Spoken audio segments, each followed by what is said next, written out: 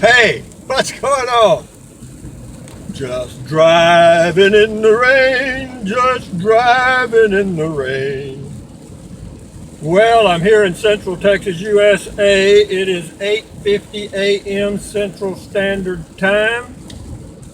And since I can't go walking in my usual area, I'm driving over to all the way to Marble Falls by myself. I'm very brave to do that. And I'm going to go do my walking at Lowe's. Don't you love watching my windshield wipers? But the real reason I'm doing this video is I had somebody comment on the clicking noise that my video holder made, and I jacked with it all afternoon yesterday trying to figure out what was making that click. I still haven't quite figured it out. But I've jammed some toothpicks up in different spots, made a few other adjustments, and we'll see what happens. Maybe the clicking noise will go away because it drives me crazy too. And I worked on it once before and I thought I had it fixed, but didn't. And the question is why don't you just go out and buy you a new one? And the answer is I got no damn money. Oh, I don't waste money. If that thing, as long as it stands up there on that dashboard, that's what I'm going to use. So, it's raining. We got rain for the next, well, 2 days for sure. But the way it's raining right now, just a slow, steady rain, is perfect. I remember when I grew up on a farm, my father would say, when it rains like this, it all goes in the ground. That's right, it does. There's not much runoff. When it rains real slow, it gives the soil a chance to soak it up. And the little plants and the trees right now, you can just hear them out there. Oh, thank you, thank you, thank you. Woo, woo, woo. Remember that guy, Mr. Bill, Mr. Bill. Okay, here we go. I know you're enjoying watching my Prius windshield wipers. Oh, you know what I found today? And I'm going to do a video about it later. I had a guy send me a comment on a video I did about Prius camping, and he found some, they're called window shade socks. And they're also good for people that live in areas where it's, like Arizona and places in Nevada where the sun really heats up the car and the sunlight is very powerful all day long. It's a window shade sock, and it fits over. It's a universal size. They've got them at Walmart and eBay. The ones he was talking about were $8.99 a pair from eBay, and the ones I saw on Walmart that I ordered were $11.99 a pair. They're a little bigger, look like they cover the whole window. So here we go up the hill, mountain. In Texas, this is a mountain. In Colorado, it would be a foothill or less. But anyway, I got my green tea and I got my dark chocolate almonds with me, but I'm not eating them. I'm not eating the almonds right now because if I try to eat my almonds and talk at the same time, I'll choke on them half the time and you'll get to hear me cough. So we don't want to do that. I don't hear it clicking. I really don't. Maybe my idea worked. You want me to tell you what it is? My idea? You're gonna laugh.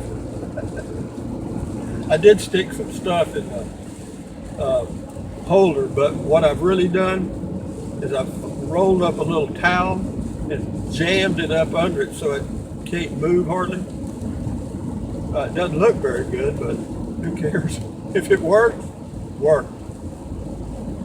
It's kind of nice driving in the rain. It really is. It's 68 degrees outside here right now, and in Central Texas, USA, for this time of the year, folks, you do not get 68 degrees at 9 o'clock in the morning. You just don't. Or rarely. When it's raining, you do. And I was going to go back. Oh, I'm going to tell you something. I'm going to do a video later on too about a scam I ran across on Craigslist.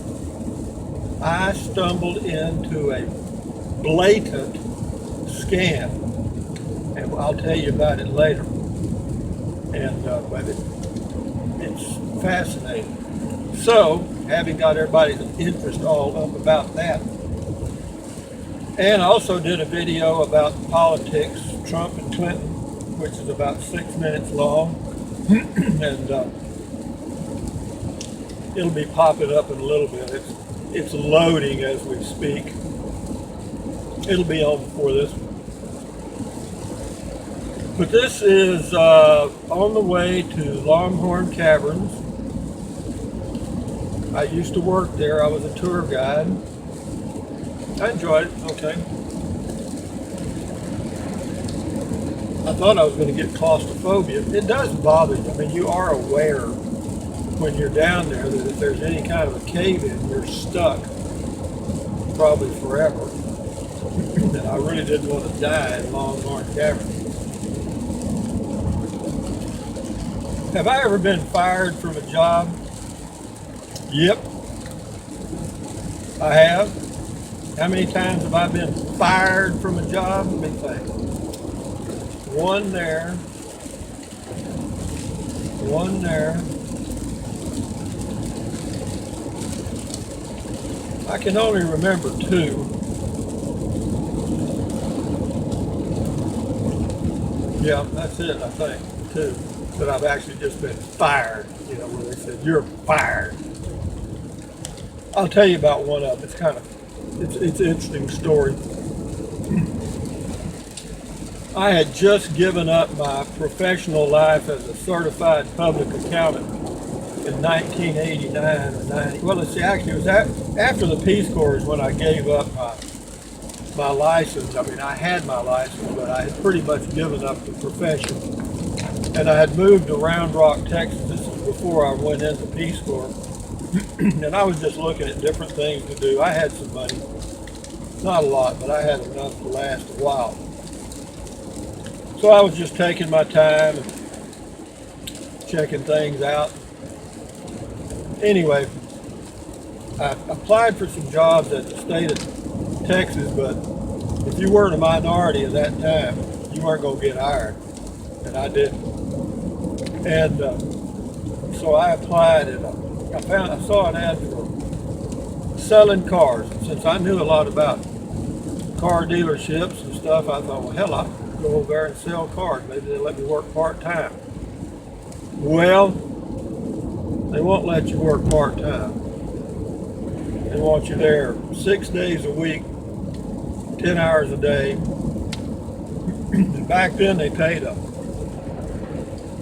base salary, wasn't much. I think it was around $1,000 a month. Plus you got so much a unit for every unit you sold. And I think I may have told you this story. If I did, so just act like you're hearing it for the first time. Anyway, it was a Chevrolet dealer in Round Rock, Texas, a big one.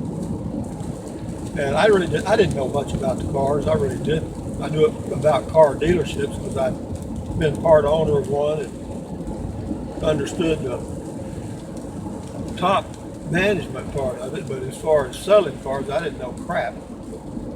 But anyway, thought I'd give it a shot, and I did.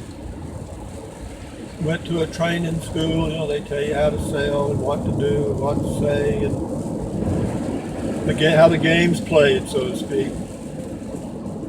Well, I'd been there about a month, maybe a month, and the sales manager told everybody, look, says, whenever you have a customer, you got to bring them up to meet me. And they had a raised platform in the middle of the showroom floor where the sales manager sat. I hated it. I mean, that already got me off on the wrong foot right there. Here's this, looked like a damn judge or a priest or somebody up there, a pope, looking at, he'd walk around. It had a railing, and he'd walk around looking out at all the salesmen. Do I have a problem with authority? No, not really, but this guy I did. Anyway, so, and I wasn't a real good salesman. I sold a couple of cars, maybe one a week if I was lucky, which I wasn't lucky very often. Out of the 15 salesmen, I was usually about 10th on the list. And he was always kind of saying snide-ass things to me. Hey, college boy. I hear you, college boy. That's always a good start. He didn't know that not only was of course I'd gone to college, but I'm first generation off a farm in South Texas. Anyway, hey, college boy. But anyway, he said, told me be sure every time I had a customer, every salesman had to, if you had a customer, you had to take them to meet the sales manager. Hello, Mrs. Smith. This is Joe Jack or whatever his name was. Anyway, well, one day I got a phone call from a fella that said he was going to come out on his lunch break. He wanted to look at a dually diesel pickup, and he told me kind of what he was looking for. I told him he'd be there about 12:30. I said, fine. So I went through the inventory and found a couple, pulled them up to the front, the ones that I thought met his requirements. And sure enough, he showed up right on time, got out of his truck, came over. We talked for 10 or 15 minutes, and he liked one of them. Said he'd come back later that evening or the next day and see what we could work out, because he was just on his lunch break. Well, anyway, drove the trucks back, put them back where they went, came back in the dealership. Sales manager saw me walk in and said, hey, college boy. That's step one, okay? I said, what do you need, Chief? He said, did you just have a customer? I said, yeah, I sure did. He said, well, where is he? I said, well, he went back to work. He was just on his lunch hour, and he didn't have any time to come in. He was busy. He said, I told you to bring every customer to meet me. Do you understand what I'm saying? I said, yes, I understand what you're saying. Fuck you. He said, you're fired. I said, well, goddamn, what a surprise. Anyway, I walked out. That was the end of that. This is an X-rated video. They say that when you cuss, it shows you have a limited vocabulary. Well, I must have an extremely limited vocabulary, because I sure fill in a lot of blanks with what I call flavored words. The F word just fits anywhere, okay? So, what else is happening? That was the one time I was fired. The other time I was fired was kind of strange, man. I don't know. I don't know. It was before I had gone to college, and I had taken a job. Boy, this was a tough one too. You don't want to do this. It was stacking broom corn, all right? And it's hot, hard work. I mean, it is like hauling hay times 10, because it never stops. I mean, you start at daylight to dark until you get the crop in, 7 days a week. And I was driving from my house in Kennedy, Texas, on the farm to a place near Beeville, Texas, where they were harvesting the crops, broom corn. And the way they do it, they cut it and they lay it in stacks. Then you have to load those stacks on a trailer. And then when you get a trailer load, you take them into the gin or the co-op, whatever they called it, and unload those stacks onto a conveyor. And it's hard work, man. It's hot. It's hot. Goddamn. Dusty crap. Well, anyway, I'd been there for about 3 weeks, and it was miserable, man. Well, anyway, one morning I got up, and I had an old car then. I had an old 54 Ford. Actually, it was a family car. Mother and Dad let me use it to go to work, and then if they needed to go anywhere, they'd go in that old pickup. Anyway, I couldn't get the damn old Ford started. So I fooled with about a half hour, and finally I got it running a little bit and headed towards Beeville, and it died on the way. Had an old 2-barrel carburetor on it. What would happen, the float would stick. I know you don't understand what I'm saying, but it would flood the car with gasoline, the motor would die. And you'd have to get out and tap on the carburetor and wait a few minutes and it'd start again. Well, anyway, I got to the field. It was about an hour late, and I walked out there to start working, and here comes the foreman. And god damn, man, he was just irate, man. He was on me. God damn, he called me every name in the goddamn book. Well, you little son of a bitch. He said, I told you this and I told you that. I said, hey man, I said, my car broke down on me. I had a hard time getting it started. I said, I've never been late before. What's the goddamn problem? He said, don't you talk back to me like that. I said, man, I'm not talking back to you. I'm just trying to explain. I went on, and boy, I didn't go far. And he looked at me, he said, son, you're fired. Get the hell out of here. I did. That's the end of that story. And it bothered me for a long time, man, that I had gotten fired. I felt guilty, man, like I'd gotten a divorce and I was still in high school. It was in the summer. Anyway, I know y'all love this crap, but I'm just checking out my video. It seems like it's working okay. Y'all hear any clicking? I don't hear no clicking. I don't hear no clicking. Is that perfect grammar? I hear you. I don't hear any clicking, y'all. I know. I revert to my old country ways. You know, at one time I spoke perfect English. I called it country club English. You know, I did. I spoke country club English. And I said it too. Those kind of people, I remember how the pay was set for the whole county of Victoria County.